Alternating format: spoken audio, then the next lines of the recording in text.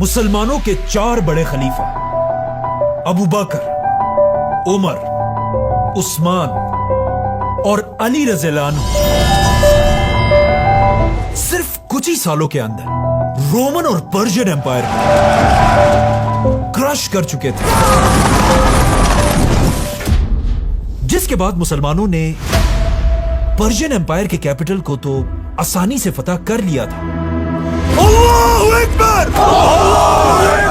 लेकिन Roman empire के capital को मुसलमान अगले 800 साल तक फतह नहीं कर सके।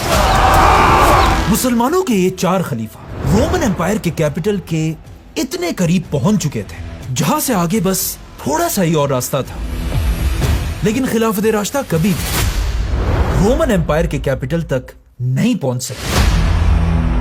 खिलाफत राशिदा के बाद मुसलमानों के 5 बड़े बादशाहों ने रोमन एम्पायर के इस कैपिटल को फतह करने की कोशिश की, जिनमें से 4 बादशाह बुरी तरह फेल हो गए। लेकिन आखिर 5वें हमले में सिर्फ एक 21 साल के लड़के ने इस शहर को फतह करने के लिए एक बहुत बड़ी फौज बनाई, दुनिया की सबसे बड़ी तोप बनाई। Basilica. It's huge. This thing's a monster. और इस शहर को फतह करने के लिए दुनिया की हिस्ट्री में पहली बार लोगों ने कश्तियों को समंदर पर नहीं बल्कि पहाड़ों पर चलते हुए देखा।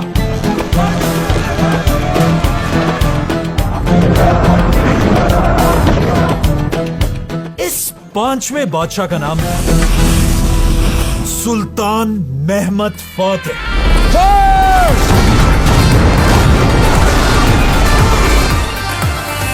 मतलब मुसलमानों के 4 बड़े बड़े बादशाह रोमन कैपिटल को फतह करने का ख्वाब पूरा नहीं कर सके, लेकिन यहां से हमेशा के लिए सब कुछ बदलने वाला था, क्योंकि ये जो चौथा हमला करने वाला बादशाह था सुल्तान मुराद, कहा जाता है ये बादशाह इस हार से बिल्कुल टूट कर रह गया था, क्योंकि कॉन्स्टेंटिनोपल को फतह करना उसकी जिंदगी का सबसे बड़ा ख्वाब था। और अब जब उसका ये ख्वाब टूट चुका था, सुल्तान मुराद हर किसी को अपने इस टूटे हुए ख्वाब के बारे में बताता रहता था। अपने मिनिस्टर्स, जनरल्स और इवन अपने बेटों को भी अपने इसी ख्वाब के बारे में बताता रहता था। और इसी सुल्तान मुराद के ही बेटों में से एक का नाम था शहजादा महमद। महमद बचपन से अपने बाप से कॉन्स्टेंटिनोपल की कहानियां सुना करता था, और महमद बचपन से अपने बाप की आंखों में उसके ख्वाब के टूटने का गम देख रहा था। और ऑफ कोर्स यहीं से महमद को उसकी जिंदगी का मकसद मिला। और आखिर एक दिन जब महमद की एज सिर्फ 19 साल थी, अचानक महमद के पास पूरी उस्मानिया सल्तनत के प्राइम मिनिस्टर का लेटर पहुंचा, जिसमें लिखा था वजीर आजम हलील पाशा की तरफ से शहजादे महमद के नाम, मेरे शहजादे आपके बाप सुल्तान मुराद इस दुनिया से जा चुके हैं, तो अब आप फौरन पाए तख्त पहुंचे और पूरी सल्तनत उस्मानिया के 7वें सुल्तान होने का हल्फ उठाए। महमद फुल स्पीड कैपिटल की तरफ रवाना हुआ, और वहां पहुंचते महमद अपने बाप सुल्तान मुराद के तख्त पर बैठा, और इस तरह ये 19 साल का शहजादा महमद अब पूरी उस्मानिया सल्तनत का सुल्तान महमद बना। लेकिन जैसे ही महमद उस्मानिया सल्तनत का सुल्तान बना, महमद के अपने जहन में तो बड़े बड़े ख्वाब, लेकिन वहां यूरोप में महमद के सुल्तान बनने पर बड़ी बड़ी सेलिब्रेशंस होने लगे, और यूरोप में लोग जश्न मनाने लगे कि ये छोटा सा 19 साल का बच्चा आखिर हमारा क्या ही बिगाड़ लेगा। यहां तक कि कॉन्स्टेंटिनोपल का बादशाह महमद का मजाक उड़ाने लगा, और सिर्फ यूरोप में बल्कि इवन महमद के अपने वजीर भी उसे बस एक छोटा सा बच्चा समझते थे और उसकी बातों को ज्यादा सीरियस नहीं लेते थे। और सबसे ज्यादा महमद का अपना प्राइम मिनिस्टर हलील पाशा भी महमद को एक बच्चा ही समझता था। लेकिन इन सारी बातों से मेहमद को थोड़ा सा भी फर्क नहीं पड़ा, बल्कि मेहमद बादशाह बनते ही अपने उसी ख्वाब की तरफ बढ़ने लगा जो बचपन में उसके बाप ने उसे दिया था। एक ऐसा ख्वाब जो इससे पहले 23 बादशाह पूरा नहीं कर सके थे। 23 armies have tried to take the legendary city.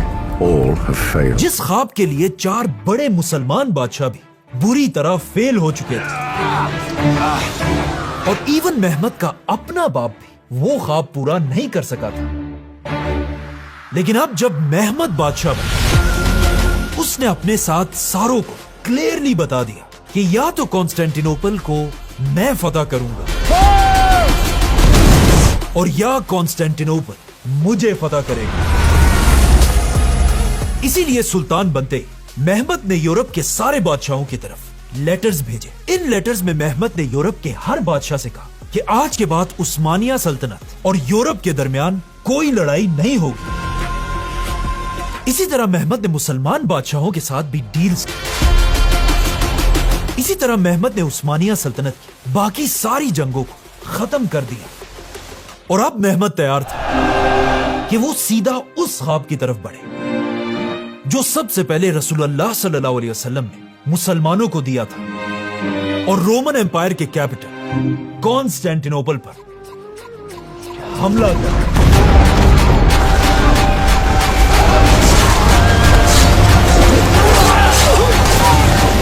जिसके बाद मेहमद ने उस्मानिया की पूरी फौज को जंग के लिए रेडी होने का हुक्म दिया, और फिर मेहमद ने उस्मानिया की पूरी नेवी को भी हमले के लिए तैयार किया। लेकिन मेहमद को अच्छी तरह पता था कि इससे पहले भी कॉन्स्टेंटिनोपल पर बड़ी बड़ी फौजें और नेवीज हमला कर चुके हैं, और हर हमला बुरी तरह फेल हो चुका है। इसीलिए मेहमद सिर्फ अपनी आर्मी और नेवी से ज्यादा एक ऐसे एटम बॉम्ब की तलाश में था जो एक ही वार में कॉन्स्टेंटिनोपल की 1000 साल पुरानी लंबी लंबी दीवारों को गिरा दिया। और आखिर मेहमद को यह हथियार मिल गया। मेहमद जब ये सब कुछ सोच रहा था, अचानक एक दिन यूरोप का एक क्रिश्चियन साइंटिस्ट कॉन्स्टेंटिनोपल में रोमन बादशाह के दरबार पहुंचा। ये आदमी कोई आम आदमी नहीं था, बल्कि ये उस जमाने के यूरोप के सबसे बड़े इंजीनियर्स में से एक था। इस आदमी ने रोमन बादशाह को एक ऑफर दी कि मैं आपके लिए एक ऐसी तोप बना सकता हूं जो अब तक की दुनिया की सबसे बड़ी तोप होगी। इससे पहले दुनिया में इतनी बड़ी तोप कभी नहीं बनी। I can make you the biggest cannon the world has ever seen. और इस तोप का नाम होगा basilica. Basilica. It's huge. This thing's a monster. ये सुनकर रोमन बादशाह ने कहा कि Yeah, that'd be amazing. लेकिन इस साइंटिस्ट ओरबन ने रोमन बादशाह से कहा कि ये तोप कोई छोटी मोटी सस्ती चीज नहीं है। ये तोप बनाने के लिए आपको मुझे बहुत ज्यादा पैसा देना होगा। तो रोमन बादशाह ने ओरबन से कहा कि बताओ कितना, जिस पर ओरबन ने कहा 7 करोड़। ओरबन ने बादशाह से कहा कि आपको मुझे 10,000 डुकेट्स देने होंगे, जो आज ऑलमोस्ट 100 करोड़ रुपए बनते हैं। मतलब 100 करोड़ रुपए की सिर्फ एक तोप। ये सुनकर रोमन बादशाह ने उसे कहा कि हमारे पास यहाँ जहर खाने के पैसे नहीं है, तुम्हें कहां से इतना पैसा देंगे। तो ओरबन ने कहा ठीक है, नो प्रॉब्लम। ओरबन ने बादशाह के सामने से अपने सारे डिजाइन्स उठा लिए, जिसके बाद ओरबन अब इस गरीब रोमन एम्पायर के बादशाह को छोड़कर उस जमाने के एक असल रिच बादशाह की तरफ रवाना हुआ, सुल्तान मेहमद की तरफ। और अब सुल्तान मेहमद के दरबार में पहुंचकर ओरबन ने यही सेम ऑफर मेहमद के सामने रखी, और मेहमद को बताया कि मेरी ये तोप बेसिलिका 8 मीटर लंबी हो। 8 meters long. 8 मीटर, मतलब अगर इस तोप को सीधा खड़ा कर दिया जाए, ये ऑलमोस्ट 3 स्टोरी बिल्डिंग के बराबर होगी। मेहमद ने इस साइंटिस्ट से पूछा कि तुम तो एक क्रिश्चियन हो, तो फिर तुमने ये ऑफर रोमन बादशाह को क्यों नहीं दिया? Easy mentions to Constantine. जिस पर ओरबन ने मेहमद से कहा कि मैं ये ऑफर रोमन बादशाह के पास भी लेकर गया था, लेकिन रोमन बादशाह की इतनी औकात ही नहीं है कि वो मेरी इस बेसिलिका को अफोर्ड कर सके। The emperor was unable to pay. ये सुनकर मेहमद मुस्कुराने लगा और फिर ओरबन से कहा कि तुम्हें जो भी चाहिए मैं देने के लिए तैयार हूं। इस तोप को 3 महीने के अंदर अंदर तैयार करो। और इस तरह दुनिया की सबसे बड़ी तोप बेसिलिका पर काम शुरू हुआ। और जैसे ये तोप तैयार हुई, मेहमत अपनी पूरी फौज और नेवी को लेकर मुसलमानों की तरफ से कॉन्स्टेंटिनोपल पर 5वें हमले के लिए रवाना हुआ।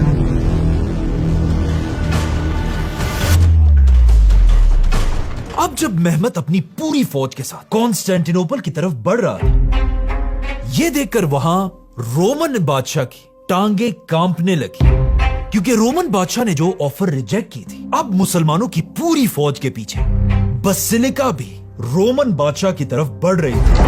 और यह बसिलिका इतनी बड़ी तोप थी कि उस जमाने के रोड्स और ब्रिजेस इस बसिलिका का वजन बर्दाश्त ही नहीं कर सकते थे।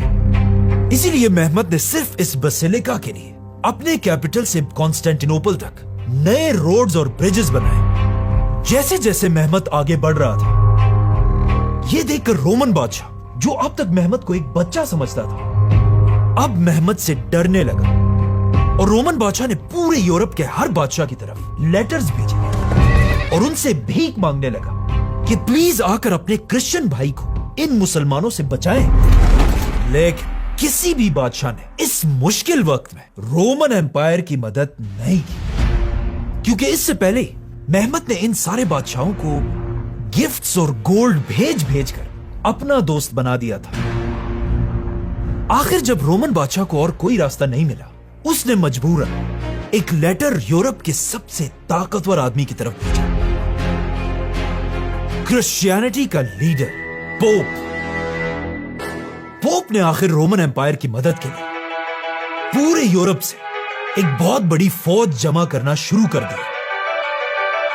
और ऐसा ऐसा मेहमत के खिलाफ यूरोप में एक बहुत बड़ी क्रिश्चियन फौज तैयार होने लगी। और अब जब यह फौज तैयार हो रही थी, पोप ने पहले ही अपना सबसे बड़ा गिफ्ट रोमन बादशाह की तरफ भेज दिया। और इस गिफ्ट का नाम था जेवानी जस्टिनियानी। यस, जितना मजे का इसका नाम है, उतना ही एक बहादुर जनरल था। जस्टिनियानी के पहुंचते ही रोमन बादशाह ने इसे पूरी सिटी के दीवारों का डिफेंडर बना दिया। और अब इसी ने ही यह शहर मेहमत से बचाना था। और आखिर इसके कुछ ही अरसे फाइनली उस्मानिया सल्तनत की पूरी फौज कॉन्स्टेंटिनोपल के पास पहुंच गई। और यहां पहुंचते ही सबसे पहले मेहमत ने रोमन बादशाह की तरफ एक मैसेज भेजा और उसे बताया कि मेरी फौज तुमसे बहुत ज्यादा बड़ी है, तो अब लड़ने के बजाय अच्छे बच्चों की तरह सरेंडर करो। लेकिन रोमन बादशाह कॉन्स्टेंटीन को अच्छी तरह पता था कि ये शहर बड़े बड़े बादशाह फतह नहीं कर सके, तो ये छोटा सा 21 साल का बच्चा क्या ही कर लेगा। और उसने सरेंडर नहीं किया। जैसे ही मेहमत को इसकी खबर मिली, मेहमत ने अपनी पूरी फौज को एक जगह जमा होने का हुक्म दिया। इस वक्त मेहमत की एज सिर्फ 21 थी। और जैसे ही उसकी फौज खड़ी हुई, मेहमत सबके सामने आया और अपनी जिंदगी की पहली स्पीच शुरू की। मेरे शेरों, ये उस्मानिया सल्तनत मेरे और आपके बाप दादाओं ने बहुत ही मेहनत से बनाई है। और पहले ही दिन से मेरे दादा सुल्तान उस्मान खान का एक ही ख्वाब था कि एक दिन हम रोमन एम्पायर को दुनिया से हमेशा के लिए खत्म करेंगे। और एक दिन दुनिया में ऐसा आएगा कि ये कॉन्स्टेंटिनोपल रोमन एम्पायर का नहीं, बल्कि उस्मानिया सल्तनत का कैपिटल होगा। मेरे शेरों, हमें अच्छी तरह पता है कि आज से 800 साल पहले रसूल अल्लाह सल्लल्लाहु अलैहि वसल्लम ने फरमाया था कि एक दिन तुम मुसलमान कॉन्स्टेंटिनोपल को जरूर फतह करोगे। क्या होगी वो फौज और क्या होगा उस फौज का leader? What a wonderful leader will her leader be? अपने बादशाह की जबान से रसूलुल्लाह सल्लल्लाहु अलैहि वसल्लम की हदीस सुनकर उस्मानिया फौज का एक एक सिपाही मेहमत के लिए अपनी जान देने के लिए तैयार हुआ।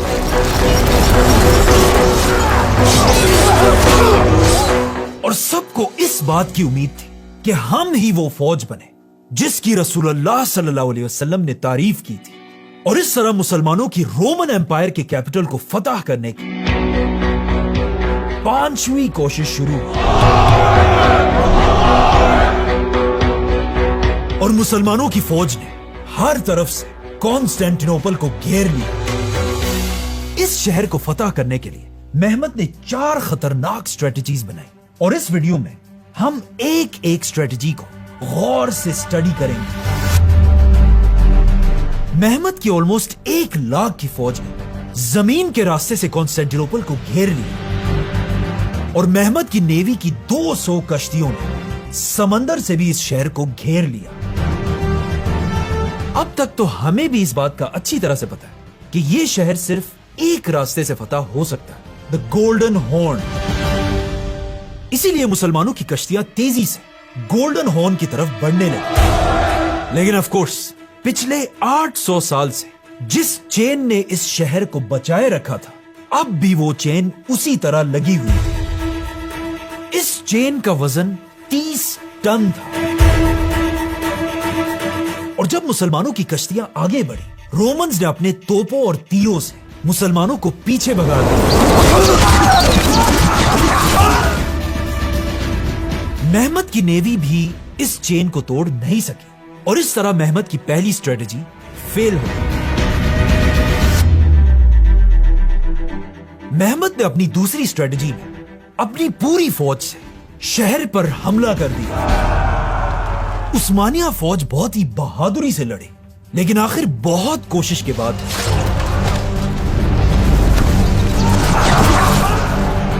जेवानी जस्टिनियानी ने मुसलमानों की फौज को एक कदम भी आगे बढ़ाने नहीं दिया। The Turks come in and Justiniani fights them off.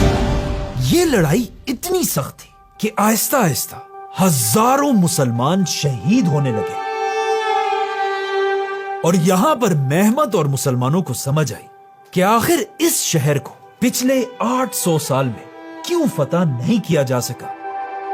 और इस तरह कुछ ही देर में कॉन्स्टेंटिनोपल की लंबी दीवारों के सामने हजारों मुसलमान शहीद हो गए।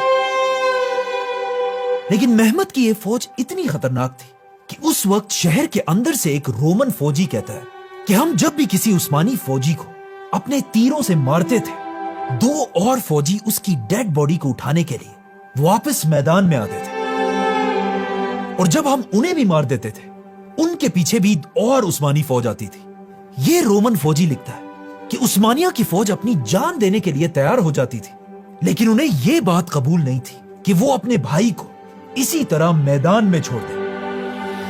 लेकिन इस सब के बाद भी मेहमत की दूसरी स्ट्रेटजी बुरी तरह फेल हो गई। लेकिन मेहमत को अच्छी तरह पता था कि उसे बहुत जल्द कुछ बड़ा करना होगा, क्योंकि अगर उसने ये शहर जल्द फतह नहीं किया तो पोप की आर्मी यूरोप से पहुंचकर मुसलमानों पर हमला कर देगी और मेहमत का ख्वाब भी बिल्कुल अपने बाप की तरह टूट जाएगा।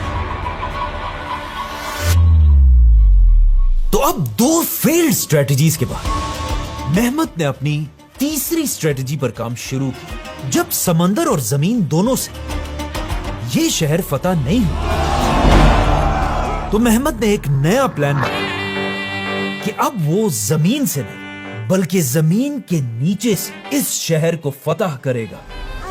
इसीलिए मेहमत ने अपनी फौज को हुक्म दिया कि जमीन के नीचे से टनल्स बनाना शुरू कर। ऐसे टनल्स जो जमीन के अंदर से कॉन्स्टेंटिनोपल की लंबी लंबी दीवारों के नीचे से सीधा शहर के अंदर पहुंच जाए और हमारी फौज इन टनल्स के अंदर से अचानक शहर के अंदर पहुंच जाए, जिसके बाद इन टनल्स पर काम शुरू हुआ। यह स्ट्रेटजी इतनी जबरदस्त थी कि मुसलमान वाकई में जमीन के अंदर से कॉन्स्टेंटिनोपल की लंबी लंबी दीवारों को क्रॉस करते हुए शहर के बिल्कुल नीचे पहुंच गए। लेकिन जैसे ही मेहमत का यह तीसरा प्लान कंप्लीट होने वाला था, किसी तरह इन टनल्स की खबर रोमन एम्पायर के बादशाह तक पहुंची और बादशाह ने हुक्म दिया कि इससे पहले कि मुसलमान इन टनल से हम पर हमला करें, इन सारे टनल्स के अंदर तेल डालकर आग लगा दी जाए।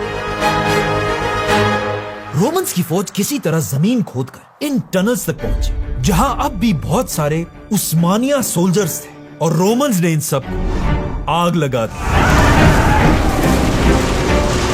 मेहमत के इन टनल्स में सारे सोल्जर्स जलकर राख हो गए और इस तरह मेहमत की ये तीसरी स्ट्रेटेजी बुरी तरह फेल हो गई।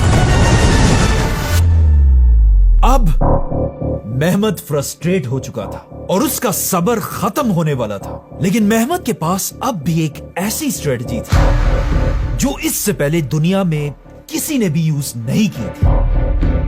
मेहमत की चौथी और आखिरी स्ट्रेटजी उस जमाने की दुनिया की सबसे बड़ी तोप, the great basilica. Big cannon. Really big cannon. मेहमत ने बसिलिका को आगे लाने का हुक्म दिया। 60 बुल्स इस तोप को खींचते हुए आगे आए और सिर्फ बुल्स नहीं बल्कि इन बुल्स के साथ साथ 400 लोग इस तोप को खींच रहे थे। और जैसे ही बसिलिका आखिर अपनी जगह पर पहुंच गई तो क्या होना था? सुल्तान मेहमद ने हुक्म दिया,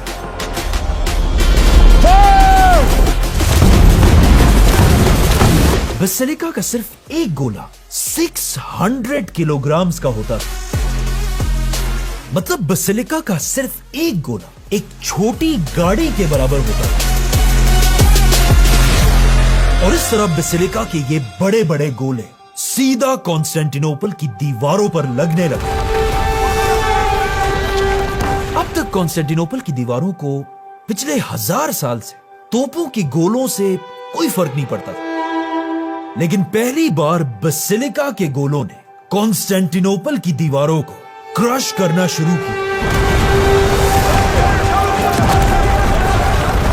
कहा जाता है बसिलिका की हर फायर पर मुसलमानों की फौज जोर जोर से नारे लगाती थी और पहली बार ऐसा लग रहा था कि फाइनली मुसलमान ये शहर फतह कर लेंगे। अल्लाहु अकबर! लेकिन यहां पर एक बहुत बड़ा मसला था, मुसलमानों में नहीं बल्कि यह मसला बसिलिका के अपने डिजाइन में था। बसिलिका इतनी बड़ी तोप थी कि ये 3 घंटों के अंदर सिर्फ एक बार ही चल सकती और इस इतनी बड़ी तोप को कंट्रोल करना इतना मुश्किल था कि इससे कभी भी एक टारगेट पर 2 बार फायर नहीं किया जा सकता था। मतलब बसिलिका हर बार अपनी मर्जी से कहीं भी फायर किया करती थी। मेहमत ने जब गौर से देखा उसे पता चला कि जब भी बसिलिका फायर करती है रोमन्स जल्दी से दीवार के उस हिस्से को दोबारा रिपेयर कर देते हैं, क्योंकि उन्हें पता था कि बसिलिका अगले 3 घंटे तक अब दोबारा फायर नहीं कर सकते और अगर फायर भी करने तो ये जगह दोबारा हिट नहीं होगी। ये देखकर मेहमत को बसिलिका के चीफ इंजीनियर ओरबन पर गुस्सा आया और वो सीधा इस इंजीनियर के पास गया और उसे हुक्म दिया। I want this cannon firing immediately. लेकिन ओरबन ने जवाब दिया, The barrel is cracking. लेकिन मेहमत ने कहा नहीं, अभी इसी वक्त बसिलिका को चलाओ। बसिलिका का स्टील हर फायर के बाद इतना गर्म हो जाता था कि हर बार इसे गर्म ऑयल के साथ दोबारा रिपेयर करना होता था और फायर होने के टाइम अगर कोई इसके पास खड़ा होता था, इस तोप के चलने के सिर्फ शॉक वेव हवा की वजह से उसकी हड्डियां टूट जाती थी। लेकिन यहां मसला यह था कि बसिलिका मेहमत की आखिरी स्ट्रेटेजी और आखिरी उम्मीद थी, वरना इसके बगैर मेहमत के पास और कोई प्लान नहीं था। इसीलिए मेहमत के ही ऑर्डर्स में बसिलिका को बार बार चलाया जाने लगा, जिससे आहिस्ता आहिस्ता बसिलिका का स्टील गर्म होने लगा और बसिलिका के स्टील में क्रैक्स पड़ने लगे और आखिर दुनिया की सबसे बड़ी तोप बसिलिका। और कहा जाता है बसिलिका के साथ साथ इसे बनाने वाला इंजीनियर ओरबन भी इसके फटने से फौत हो गया और इस तरह मेहमत की ये चौथी और आखिरी स्ट्रेटेजी भी बुरी तरह फेल हो गई।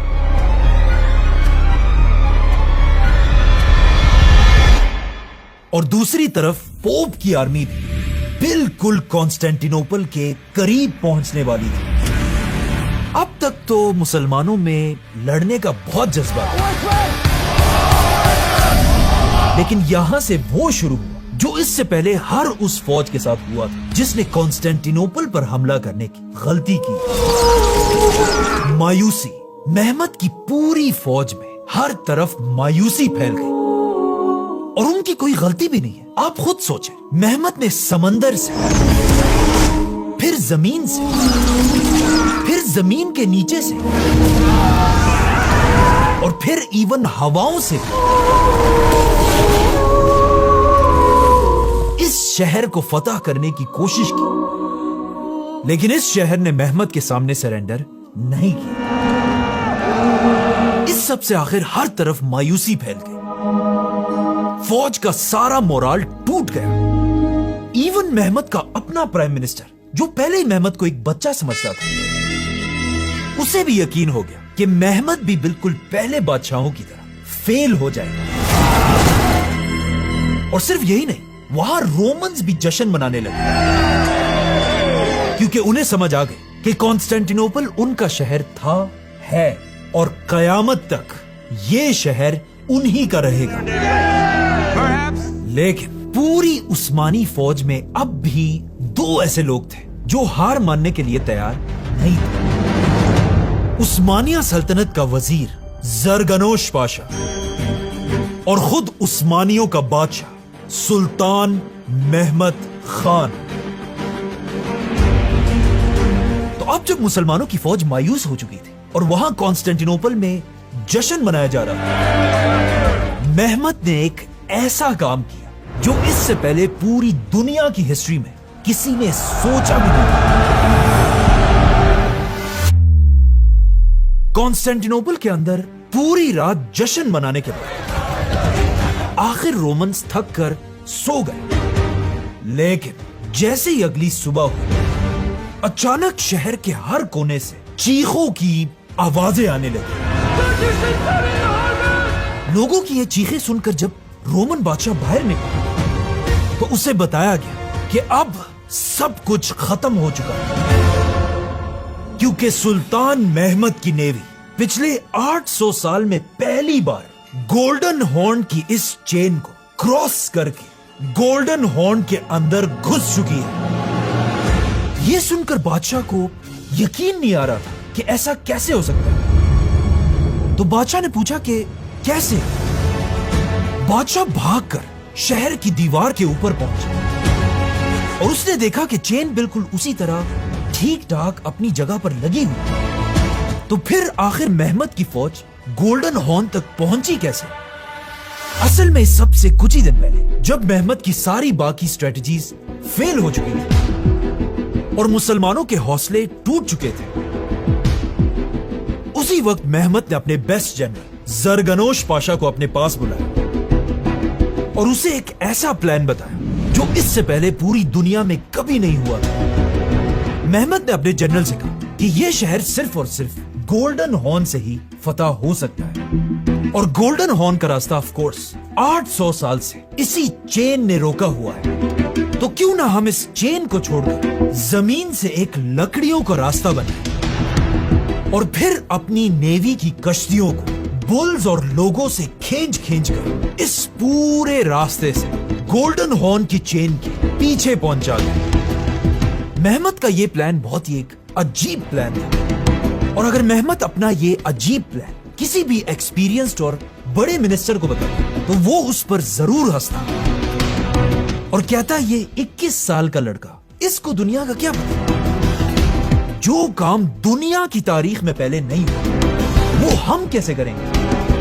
और मेहमत को भी पता था कि ये सब बिल्कुल ऐसा ही कहेंगे, इसीलिए मेहमत ने अपने इस प्लान के बारे में किसी को भी नहीं बताया, इवन अपने ग्रैंड वजीर हलील पाशा को भी नहीं। तो अब मेहमत के इस सीक्रेट प्लान पर सिर्फ उसका सबसे लॉयल जनरल जरगनोश पाशा ही काम कर रहा था और आखिर कश्तियों के इस रोड पर काम शुरू हुआ। ये इतना खतरनाक प्लान था कि अगर रोड बनने की थोड़ी भी आवाज रोमन्स तक पहुंच जाती तो ये सारा प्लान भी फेल हो जाता था। इसीलिए ये रोड सिर्फ रात के अंधेरे में ही बनाया जाता था और रोमन से इस रोड की आवाज भी छुपाने के लिए जब भी इस रोड पर काम होता था, मेहमत अपनी सारी तोपों से शहर पर हमले किया करता था।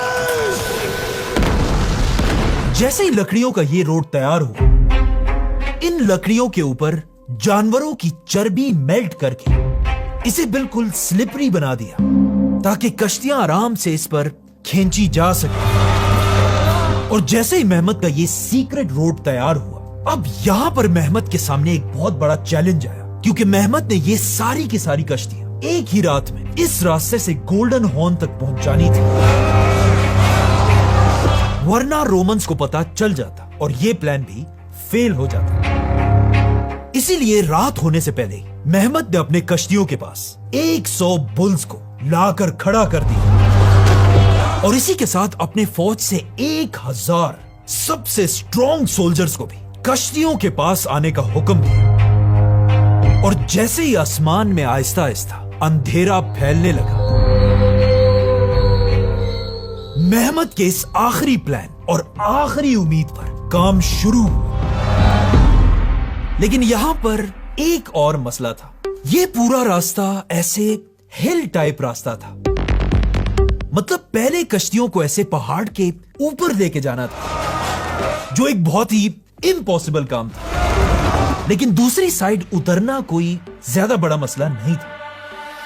खैर, जो भी था, आखिर मेहमत के ऑर्डर्स पर 100 बुल्स और 1000 आदमियों ने पानी से कश्तियां खींचकर जमीन पर चलाना शुरू किया। लेकिन ये कोई आसान काम नहीं था। जैसे जैसे ये कश्तियां चढ़ाई की तरफ बढ़ने लगी, आहिस्ता आहिस्ता इन्हें खींचना और भी मुश्किल होने लगा, जिससे यहां पर बहुत ज्यादा टाइम जाया होने लगा। और वहां मसला यह था कि एक ही रात में इन सारी कश्तियों को गोल्डन हॉर्न तक पहुंचाना लाजमी था। लेकिन इन कश्तियों को खींचना कोई आसान काम भी नहीं था, क्योंकि एक एक कश्ती का वजन ऑलमोस्ट 40 टन था, मतलब 40,000 किलोग्राम। ये प्लान भी आहिस्ता आहिस्ता फेल होने की तरफ जा रहा था। अचानक रात के अंधेरे में मुसलमानों के आसपास तेज हवाएं चलने लगी और मुसलमानों की किस्मत इतनी अच्छी थी कि इन हवाओं की डायरेक्शन भी वही थी जिस तरफ मुसलमान ये कश्तियां खींच रहे थे। तो अब एक कश्ती जिस तरह समंदर पर हवाओं की स्पीड से चलती है, उसी तरह जमीन पर भी मेहमत की फौज ने अपनी कश्तियों के सेल्स खोल दिए। तो अब बुल्स, सोल्जर्स और इन हवाओं की ताकत से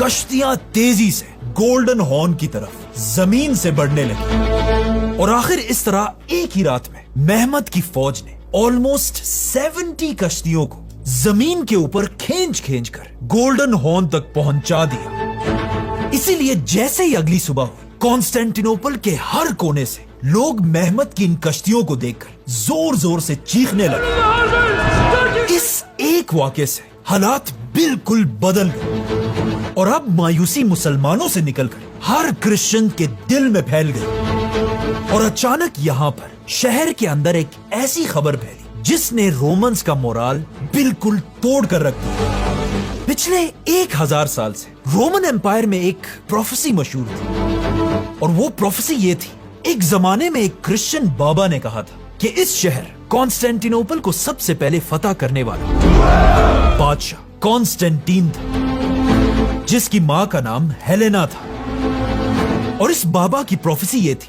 कि एक दिन कॉन्स्टेंटिनोपल के आखिरी बादशाह का नाम भी कॉन्स्टेंटीन होगा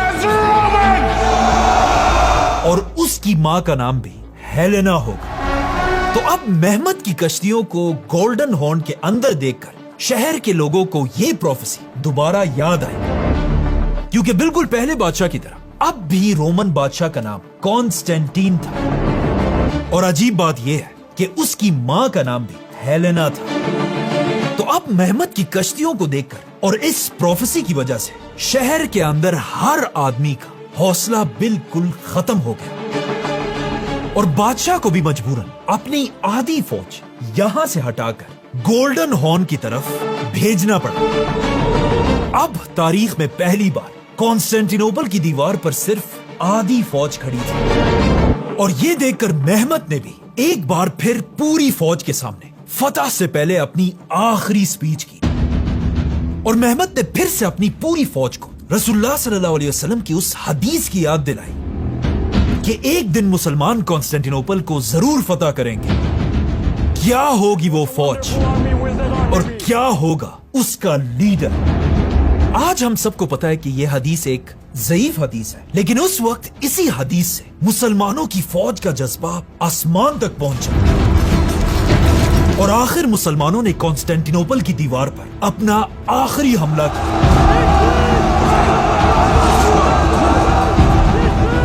और वहां गोल्डन हॉर्न से भी मुसलमानों की नेवी ने फौज को दूसरी साइड से शहर के करीब लाना शुरू किया।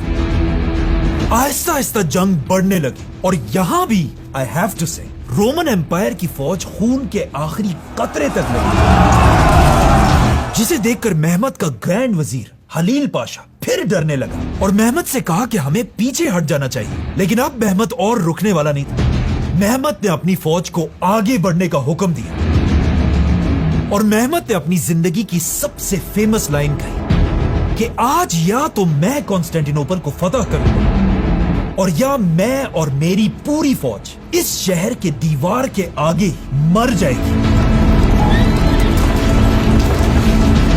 आखिर इसी तरह जंग चलती रही और किसी को भी समझ नहीं आ रही कि आगे क्या होने वाला है। अचानक मुसलमानों की फौज से कुछ बहादुर सोल्जर्स आगे बढ़े और किसी तरह पहली बार कॉन्स्टेंटिनोपल की लंबी दीवार के ऊपर चढ़े और आखिर इन्हीं में से एक ने 800 साल में पहली बार कॉन्स्टेंटिनोपल की दीवार के ऊपर उस्मानिया सल्तनत का झंडा लगाया और इस झंडे को देखते ही मुसलमानों की बाकी फौज ने और भी सख्त हमला किया।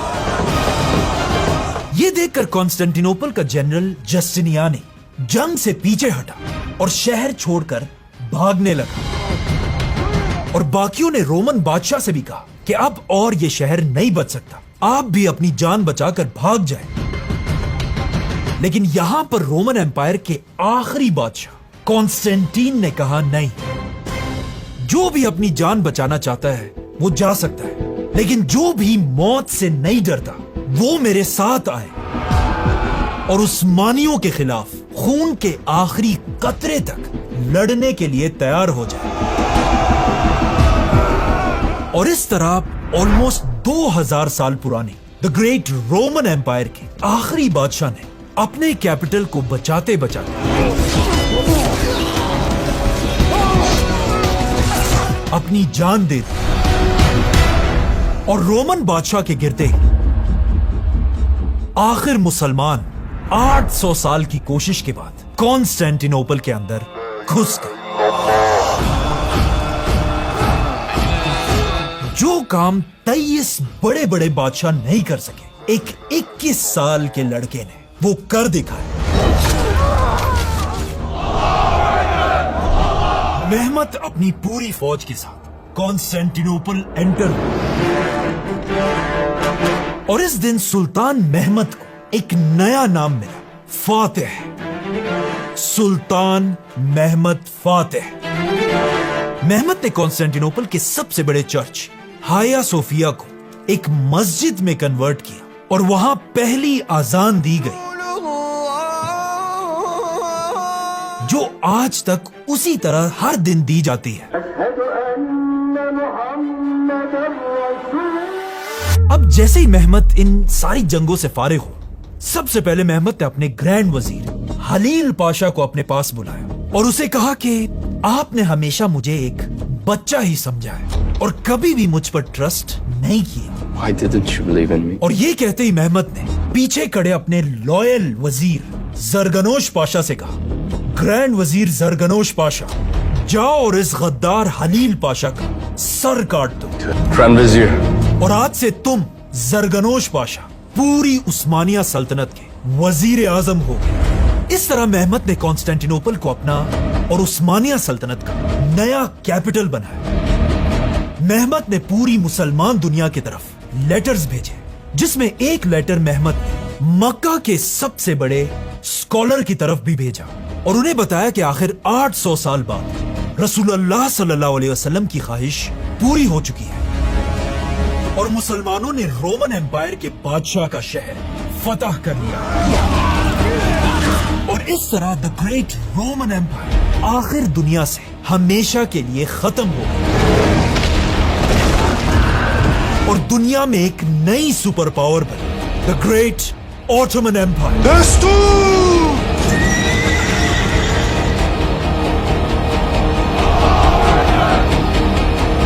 Subscribe.